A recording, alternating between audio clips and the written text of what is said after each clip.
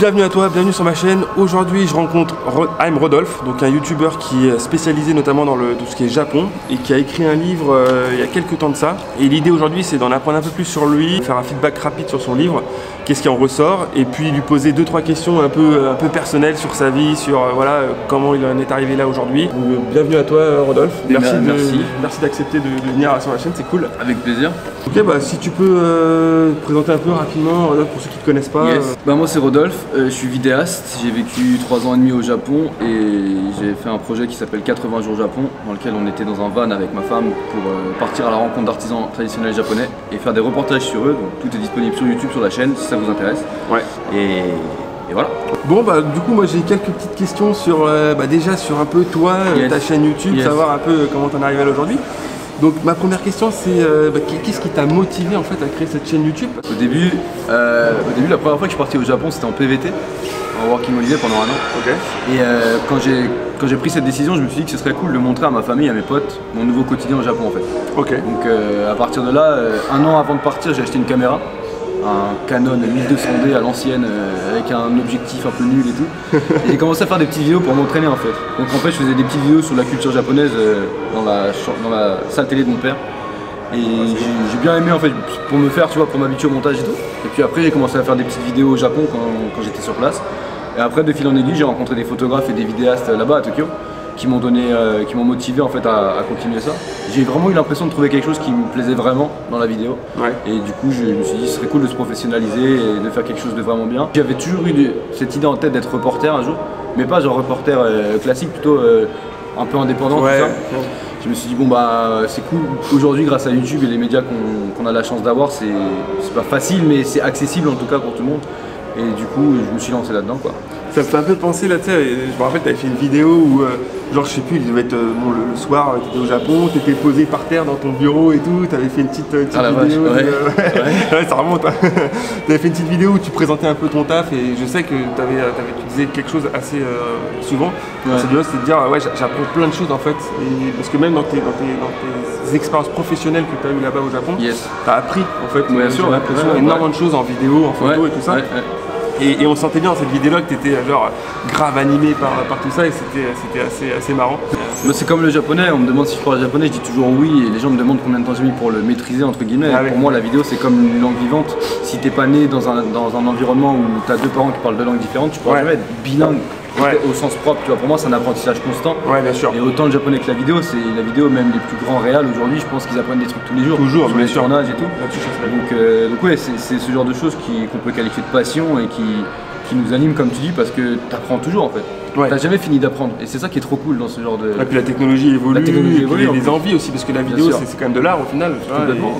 Il faut essayer de toujours se réinventer pour plaire au public. C'est vrai que c'est assez difficile. Plaire à soi-même et plaire au public, complètement. Dans ton feedback, dans ton backlog de vidéos qu'on peut trouver sur YouTube, c'est vrai qu'on sent que le reportage c'est quelque chose qui te tient à cœur depuis longtemps parce qu'on a bien vu moi j'ai vu dans tes vidéos il y a assez longtemps quelques reportages que tu avais fait. Alors bien sûr on sent aussi l'évolution et le qualitatif de ces reportages qui évoluent dans le temps. On sent que tu as vraiment progressé ça fait plaisir. De fou, donc c'est assez impressionnant. Et donc j'avais vraiment envie d'insister sur ce sujet là parce que c'est vrai qu'aujourd'hui j'ai l'impression que tu t'orientes quand même vraiment dans du reportage quali. On n'est plus dans du vlog de voyage, on est vraiment dans quelque chose de beaucoup plus quali et ça je trouve ça vraiment bien et moi c'est vrai que ça me motive d'autant plus à te suivre parce que c'est vrai que quand je pense notamment à ton dernier reportage sur les onsen, il est ouf quoi.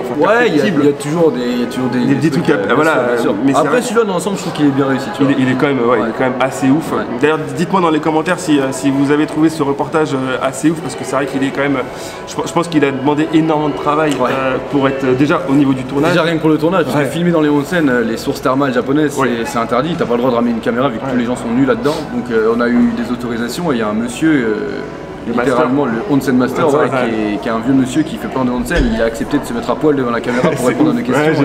Et ça c'est juste dingue. Là pour le coup quand je filmais j'avais vraiment cette sensation d'être privilégié de ouf en fait. Je me disais déjà je filme dans un onsen ce qui est normalement interdit, tu vois. Il y a plein de médias japonais qui peuvent pas le faire alors que ils sont japonais. Et de deux, j'ai un mec qui est là, il est à poil, il montre vraiment comment c'est le onsen authentique, tu vois, parce que tu peux en parler, mais le montrer c'était fou. Moi j'ai découvert ça, tu vois, je connaissais déjà le principe, mais là c'est clairement immersif de fou en fait, c'est ça qui est assez impressionnant quoi. Bon, j'ai une petite question rapide, moi en fait qui te suis depuis très longtemps maintenant, je me dis mais qui est Georgette en fait? Et pourquoi Georgette? Parce que bon, je sais qu'elle ne s'appelle pas Georgette, elle s'appelle Amandine, mais voilà, je me suis toujours dit pourquoi. Puis explique-nous un petit peu rapidement où est-ce que vous êtes rencontrés, tout ça. Moi c'est vrai que c'est assez marrant parce qu'aujourd'hui, on va pas se mentir, elle fait partie de la chaîne YouTube quoi, et donc ouais, ça m'intrigue, j'aime bien savoir qui est Georgette. C'est vrai qu'elle fait partie de la chaîne YouTube et c'est pour ça qu'on a pensé plusieurs fois à renommer la chaîne, parce que finalement elle s'appelle I'm Rodolphe, je suis Rodolphe, qui est d'ailleurs déjà une petite blague par rapport, je sais pas si tu te souviens de la pub Ich bin Rodolphe. Good morning, Ich bin Rodolphe, comment est-ce à l'époque. Yes. Et en fait, je cherchais un pseudo pendant longtemps, et vu qu'au collège je me suis fait grave vanner sur mon prénom, je me suis dit bah je vais prendre une revanche avec mon prénom et je vais mettre mon prénom sur ma chaîne, tu vois. Trop cool. Qu'on associe mon prénom à un projet plutôt cool, tu vois. Et je voulais m'appeler Ich bin Rodolphe et je me suis dit vas-y, ça par contre c'est du plagiat, donc je vais le mettre en anglais et ça a découlé sur I'm Rodolphe. Donc on a pensé à changer avec Amandine en se disant que maintenant qu'elle est là et qu'on fait des événements ensemble et qu'elle présente la chaîne elle et qu'elle dit c'est sur la chaîne I'm Rodolphe, c'est un peu chelou.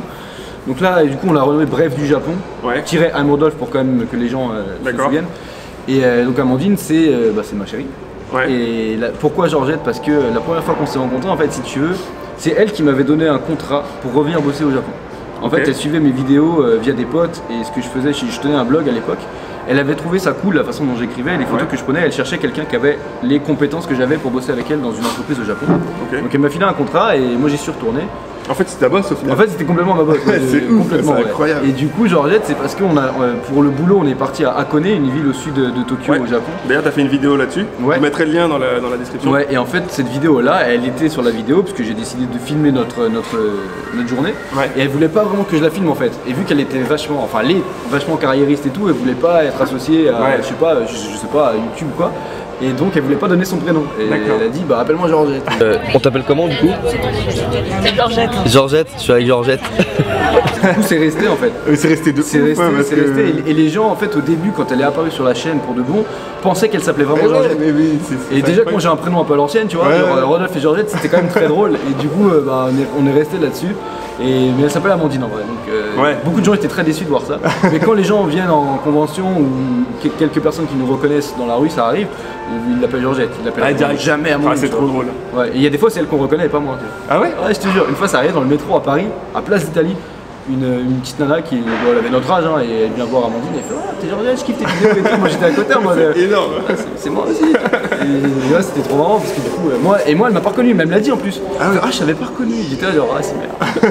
Du coup je me suis pas fait calculer, mais du coup maintenant c'est un peu l'élément central de la vidéo, ça c'est vrai que moi je t'ai suivi au début, tu étais tout seul, mais quand elle est arrivée, je trouve que ça a amené quelque chose de plus en fait. Et de voir vos aventures en Val et tout au Japon, et franchement c'était un vrai régal. Moi je me suis régalé parce que voilà, vous avez tous les deux quand même une personnalité un petit peu différente. Carrément. Et je trouve que vous complétez bien, et c'est vrai que ça donne du bon contenu. Donc non, salut Georgette, hein, si tu nous vois. Alors après même elle m'a fait grandir en tant que personne et je pense que ça se ressent dans les vidéos. J'ai carrément changé depuis. On a tous les deux changé, mais là je parlais pour moi parce que voilà, mais. Physiquement aussi. Bah physiquement forcément. Forcément. Putain, bientôt 30 ans. Mais oui non, elle m'a fait changer énormément sur plein de choses. C'est sûr. D'accord. Moi j'avais une autre petite question, c'est combien de temps tu as vécu en fait au Japon, enfin si tu as vécu? J'ai fait un PVT comme je disais, donc le visa vacances-travail pendant un an, et après quand j'y suis retourné, quand Amandine m'a débauché entre guillemets, j'y suis resté 2 ans et demi, donc en tout presque 4 ans en fait. D'accord, 4 ans, Presque 4 ans, Elle 4 ans sûr, peut-être même un peu plus et moi un peu moins. Et Georgette, elle est à la base française? Bien sûr. Elle est franco-malgache pour elle. Elle est franco-malgache? Sa maman vient de Madagascar. Ok. Parfaitement. Parce que les gens me demandent si elle est asiatique et tout. On dirait en fait. Parce qu'elle a ce côté avec les yeux un peu en noisette. Elle a quelques traits effectivement asiatiques. Moi je me suis posé la question, est-ce qu'elle est japonaise ou d'origine? Non, tout en fait. Non, pas du tout. Et il y a plein de gens du coup qui. Alors moi on me l'a pas sorti, mais vu qu'il y a plein de gens de Français qui sont au Japon, expats et qui sont mariés à des japonaises, ils me mettaient aussi dans le même cas de figure en fait. Toi aussi t'es marié avec une japonaise et tout. Et moi, je suis là, mais pas du tout. Tu vois, jusqu'à maintenant je pensais qu'elle avait des origines asiatiques et japonaises. Bon, on va parler un petit peu de ton livre parce qu'en fait c'est quand même le sujet aussi de cette interview là, parce que je trouve que c'est un sujet qui est assez incroyable. Donc voilà, alors je sais que l'idée part de Georgette, pour le coup, initialement, c'est elle qui s'est dit, ouais, elle a envie de créer quelque chose de plus matériel, Exactement. Elle a ce côté vachement entrepreneur que moi j'ai pas forcément. D'accord. Et moi je suis plus, je kiffe créer des trucs, mais j'aime bien créer des trucs, les mettre sur YouTube ou les mettre dans mon tiroir et plus jamais en parler. D'accord. Elle m'a dit c'est nul, enfin fais pas ça, alors tu crées des trucs c'est trop bien, moi je vais les mettre en avant. D'accord. Et donc du coup c'est là que nos compétences se complètent parce qu'elle a ce côté, j'aurais jamais fait le projet 80 jours au Japon si j'avais été tout seul. Ouais. Bon elle non plus, c'est une osmose, mais du coup... Bien sûr. Et puis, alors, je sais qu'il y a quelques tricks un peu marrants, risqués. Vous avez pris des risques aussi derrière ce projet-là, parce que bon, déjà le premier risque qu'on connaît, c'est que toutes les photos qui contiennent ce livre sont des photos qui ont été faites en argentique. Exact. Donc ça, c'est quand même, faut le savoir, l'argentique, t'as pas vraiment le droit à l'erreur. En plus, vous étiez parti avec 10 pellicules chacun. On avait, c'est ça, une dizaine de pellicules chacun. Après, ça s'est beaucoup démocratisé ces dernières années, surtout au Japon, l'argentique, donc c'est assez facile d'en trouver. Même dans les magasins, là aujourd'hui, à la Fnac, t'en trouves, tu vois, bon, c'est plus cher en France et t'as beaucoup moins de choix. Au Japon, c'est plus développé, mais ça va. Si t'es dans une grande ville, tu peux te réapprovisionner. Tu peux en retrouver, d'accord. C'est le cas, du coup, vous êtes réapprovisionné un petit peu? Non, du coup, c'est vraiment. Nous, on a fait un gros stock avant de partir. Et après, on décidait de shooter au moins une photo par jour, puisque c'est au jour le jour. Mais après, voilà, mais on a shooté beaucoup plus que ça. Et ce qui vient créer aussi vos autres goodies, entre guillemets, vos cartes postales, vos posters, ne sont pas forcément des photos qui font partie du livre. Non, les photos par contre, on a fait ça, on a shooté ça au réflexe. Au réflexe, ok. Il n'y a pas de poster argentique. Le calendrier, c'est des photos argentiques, le livre, mais les posters non, parce qu'on voulait faire des grands tirages. Des grands tirages, c'est pas possible avec le... C'est possible avec l'argentique, mais on n'est pas assez expérimenté dans le domaine pour... Il est devenu quoi cet appareil de ton oncle que tu as utilisé? Tu sais que c'est un appareil de mon oncle, c'est incroyable. Je sais tout de toi. Je l'ai toujours. En fait, si tu veux, quand je me suis intéressé à la photo au tout début, mon modèle principal c'était Théo Gosselin, qui est un photographe français, je sais pas si tu connais. Il shoot que à l'argentique ce gars-là. D'accord. Et il fait un travail absolument incroyable et très orienté folk américain, nanana, tu vois. Et il fait un travail incroyable et du coup j'essayais de retrouver un peu ce style argentique via le numérique. J'ai jamais réussi en fait. Quand je le faisais, je trouvais ça trop cool à l'époque. Maintenant, quand je regarde les photos que j'avais prises, c'est à chier. Hein. Mais vas-y, j'ai rajouté du grain et tout, c'était nul. Et du coup, j'avais toujours dans un coin de ma tête l'idée de me mettre à l'argentique. Et j'ai jamais passé le pas. Et mon oncle en fait voulait devenir photographe quand il était plus jeune. Et donc le Canon T90 qui est à la frontière entre l'argentique et le numérique, parce qu'il est automatisé mais il est argentique. D'accord. Donc c'était la révolution chez Canon. Et du coup il m'a dit si tu veux faire de l'argentique, mon T90 il fonctionne, je te le file si tu veux. D'accord. Et ça m'a fait super plaisir parce qu'avec mon oncle on se parle pas tant que ça, mais je l'admire énormément. Plein de choses, pas juste ça. Et du coup, je me suis dit, je vais donner une seconde vie à son appareil photo.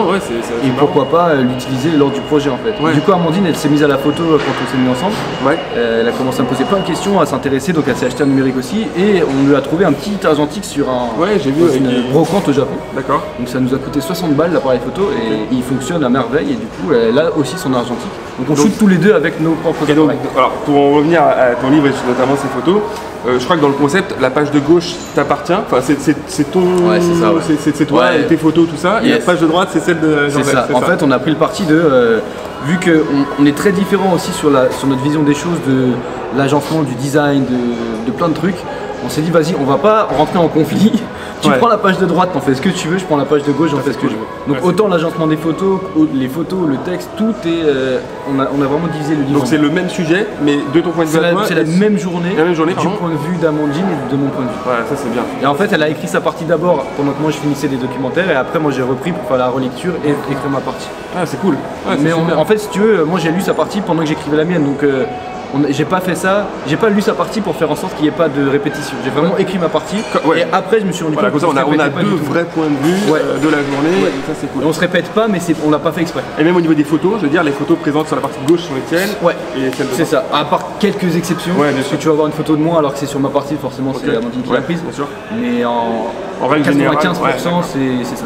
C'est marrant parce que en fait dans un petit livre, un beau livre quand même, on se rend compte qu'il y a plein de tricks en fait que vous avez mis en place, c'est pas juste écrire un livre pour écrire un livre. Non, vraiment derrière des idées qui sont assez Si tu devais me citer quand même une petite anecdote rapide de ce livre qui t'a marqué. Après par rapport au livre en lui-même, aujourd'hui c'est cool qu'on ait les réseaux sociaux parce que tu vois par exemple il y a des jours où on a oublié d'écrire. Parce qu'en fait on écrivait dans le van tous les soirs des petites bribes histoire de s'en souvenir. Mais aujourd'hui avec Instagram Story elles sont archivées. Donc il y a des jours où on se souvenait plus exactement. On revenait sur les stories, on se disait putain c'est vrai qu'on a fait ça ce jour-là, tu vois. Pas bête. Donc ça on s'en est beaucoup servi pour écrire le livre. Parce que malheureusement il y a des jours où puis tu oublies, puis il faut que tu profites de ton voyage aussi, bien sûr. parlons un peu aussi rapidement de tes projets futurs là, que tu fais, parce qu'effectivement ta chaîne, ta chaîne elle vit, mais on ne sait pas trop au final qu'est-ce que tu fais. Survie. Qu'est-ce que tu projettes de faire? Là tu parles un peu de reportages qui vont passer au cinéma. Yes. Donc parle-nous-en. Ça c'est des reportages que j'ai déjà fait sur YouTube et qu'on va projeter, donc en fait il faut que je les adapte au format cinéma, parce que j'ai appris forcément sur le tas. Moi j'apprends tout au jour le jour, en pratique et pas en théorie, et du coup j'ai appris que le cinéma, ils avaient très peu de projecteurs qui passaient le 30 images par seconde ou le 60. Et du coup, moi vu que j'y connaissais que dalle quand j'ai commencé à filmer, j'ai filmé en 30 sans faire attention, tu vois. Ouais, bien sûr. Alors qu'aujourd'hui je fais vachement attention. On se dit pas, mes reportages vont passer au cinéma. Oui, l'année prochaine je vais au cinéma à mettre. Personne ne peut. Ça n'a pas de sens. Et sinon pour le futur, après on va voir, une fois que ce projet-là va toucher à sa fin assez bientôt, je pense. Il va falloir qu'on parte sur autre chose. Donc, est-ce qu'on reste en France? Est-ce qu'on repart au Japon? Aujourd'hui, là, on est dans la situation du virus, l'épidémie mondiale qui se propage, qui nous a mis un gros coup. Alors, pas qu'à nous, je ne vais pas être égocentrique, il y a plein de gens qui sont impactés par ça différemment, il y a des gens qui meurent. Bien sûr. Donc, moi, ça reste que du boulot, mais c'est vrai que c'est super frustrant quand, au bout d'un an, tu as enfin des opportunités payées, des contrats qui s'annulent à cause de quelque chose que tu ne contrôles pas. C'est très frustrant. C'était l'aboutissement d'années de travail qui partent en vrille parce que voilà. Donc aujourd'hui on cherche des solutions, des plans B, on ne peut pas vivre du documentaire à notre échelle aujourd'hui. Donc moi aujourd'hui tu travailles avec... Non, aujourd'hui on survit avec la vente du livre, il nous reste un peu de chômage qu'on met en parallèle avec la micro-entreprise qu'on a. Bien sûr. Mais je pense que, après c'est mon point de vue, mais je pense que là, en tout cas tu vas y avoir quelque chose. Et bon, effectivement il y a quelques accros dans votre plan initial, mais moi j'ai vraiment envie de croire que ça va bien se passer et on essaie, ça va se débloquer parce que en tout cas, dépenser autant d'énergie dans un projet comme ça, puis ce que tu fais à côté, ça ne peut forcément que déboucher sur quelque chose de positif. Vu que je veux vraiment m'axer reportage, je fais des petites vidéos que je peux faire depuis la France. D'accord. Donc des brefs du Japon, j'appelle ça, où je parle de l'actualité au Japon.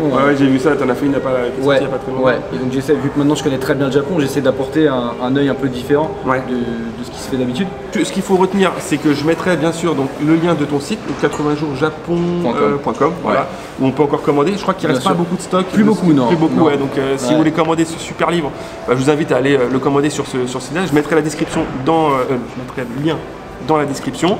Donc c'est un livre qui est à 19,90. Voilà, 19,90 avec peut-être 4 € de frais de port, vous faites livrer. Franchement ça vaut le coup, il est ultra qualitatif. Et puis il en reste pas beaucoup. Donc je sais pas si tu vas relancer une production incessamment sous peu, mais voilà, il en reste pas beaucoup. Prévu, donc n'hésitez pas à l'acheter si vous projetez d'aller, ce ne serait-ce que pour un road trip ou même aller vivre au Japon. Je pense qu'il y a pas mal de choses à apprendre dessus, donc n'hésitez pas à vraiment le commander. Moi ça a été un plaisir de te rencontrer parce que je ne connaissais pas avant. Non. Et puis, alors qu'on habite à 200 mètres. C'est ouf, En fait, juste pour la petite histoire, moi je savais que Rodolphe habitait à côté de chez moi parce qu'en fait dans une de ses vidéos, la vidéo galère du livre qui explique les différentes galères que tu as eues, en fait j'ai vu que la poste où il est parti poster ses livres, en fait, était la même que la mienne, était dans ma ville en fait. Donc je me suis dit, putain, c'est un truc de fou, il habite juste à côté de chez moi et tout, obligé, faut que je le rencontre et tout, et puis 3 mois après, du coup, on s'est rencontrés. Donc j'espère qu'on aura l'occasion de se revoir et de discuter d'autres sujets, c'est vraiment un plaisir pour moi. Et puis alors surtout, n'hésite pas à t'abonner à sa chaîne, si c'est pas déjà fait. Pareil, je mettrai le lien dans la description, et puis lâche un petit commentaire si tu as aimé le format, si tu as aimé ce genre de petite interview, parce que j'ai d'autres youtubeurs dans la même tranche que Rodolphe que je compte. Les youtubeurs Japon. Exactement. Pas que, mais il y en aura que je vais rencontrer. Je vous dévoile pas tout maintenant. Je referai une petite vidéo pour vous expliquer quels sont les prochains youtubeurs que je vais rencontrer. Merci à toi Rodolphe pour tout ça. Mais de rien. Et puis voilà, surtout n'oublie pas de t'abonner à ma chaîne. Cliquez sur la petite cloche pour être notifié des prochaines sorties vidéo. Et puis continue de kiffer l'aventure avec moi. Ciao les amis.